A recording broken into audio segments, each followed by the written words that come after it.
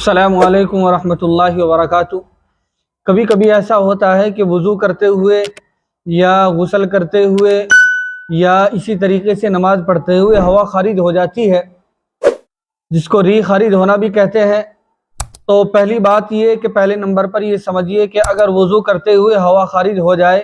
ری خارج ہو جائے، تو کیا ہمارا جس طرح ہم وضو کر رہے ہیں وہی وضو کافی رہے گا یا دوبارہ کرنا پڑے گا؟ تو اگر ہم وضو کر رہے ہیں اور وضو کرتے ہوئے ہم نے کچھ اعضاء بھی دھوئے ہیں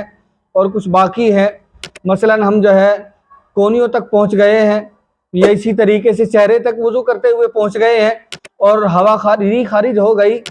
تو اس سے ہمارا جو ہے وضو ختم، ہمیں دوبارہ سے وضو کرنا پڑے گا، اس لیے کہ ابھی تو ہمارا وضو بھی مکمل نہیں ہوا تھا، لیکن جب درمیان میں ہی ہوا خارج ہو گئی تو اب ہمیں جو ہے دوبارہ از سر نو یعنی شروع سے وضو کرنا پڑے گا۔ ایسا نہیں کہ وضو کرتے ہوئے ہوا خارج ہو جائے اور ہم برابر اعضاء کو دھوتے رہے اور سمجھے کہ اب ہم وضو تو کر رہے ہیں، ہمارا وضو اسی طرح مکمل ہو جائے گا۔ نہیں، تو آپ اس بات کو بڑے غور سے سمجھیے کہ اگر وضو کرتے ہوئے ہوا خارج ہو جائے تو ہمارا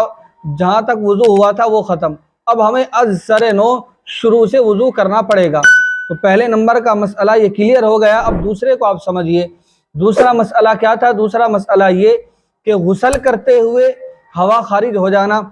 تو کیا ہمارا غسل باقی رہے گا یا دوبارہ از سر نو شروع سے غسل کرنا پڑے گا؟ تو آپ اس کو اس طرح سمجھیے کہ وضو میں 3 فرض ہوتے ہیں: کلی کرنا، ناک میں پانی ڈالنا اور پورے بدن پر پانی بہانا۔ تو اگر ہم نے جو ہے یہ تینوں نمبر کلیئر کر لیے، مثلا ہم نے کلی بھی کر لی، ناک میں پانی بھی ڈال لیا، تمام بدن پر پانی بھی بہا لیا،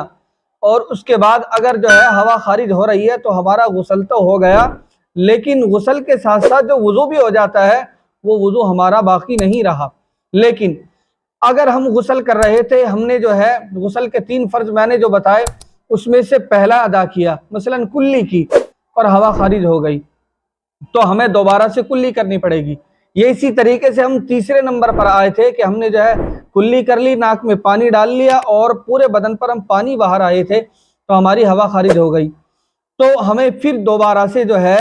کلی کرنا اور ناک میں پانی ڈالنا، بدن پر پانی بہانا، یعنی شروع سے غسل کرنا پڑے گا۔ لیکن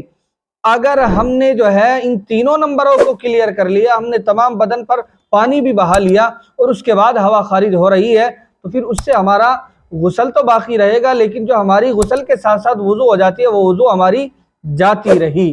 تو چنانچہ یہ دوسرا مسئلہ بھی آپ کا کلیئر ہو گیا۔ اور تیسرا مسئلہ یہ کہ بعض مرتبہ انسان نماز پڑھ رہا ہے اور نماز میں جو ہے ہوا خارج ہو جاتی ہے، تو بعض یوں کہتے ہیں کہ جی کچھ دیر ٹھہرو اس کے بعد نکلنا چاہیے۔ نہیں، جب ہم نے جو ہے نماز پڑھ رہے ہیں اور ہماری ہوا خارج ہو گئی تو ہوا خارج ہوتے ہی ہمارا وضو ٹوٹ گیا، اور نماز کے لیے طہارت کا ہونا شرط ہے، وضو کا ہونا شرط ہے،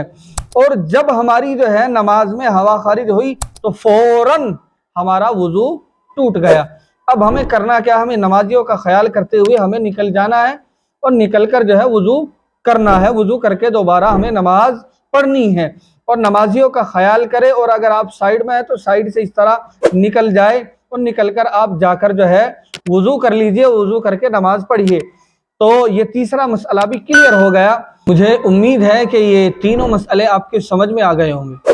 اور اگر آپ کی کوئی رائے ہے تو وہ کمنٹ کے ذریعے سے ہم تک پہنچا سکتے ہیں، اپنی رائے دے سکتے ہیں۔ یہ آپ کے ذہن میں کوئی سوالات ہے آپ سوال بھی کر سکتے ہیں، اور آپ ہماری اس ویڈیو کو دوسروں تک پہنچائیے تاکہ مسئلے کے اعتبار سے، دین کے اعتبار سے ان کو رہنمائی ملتی رہے۔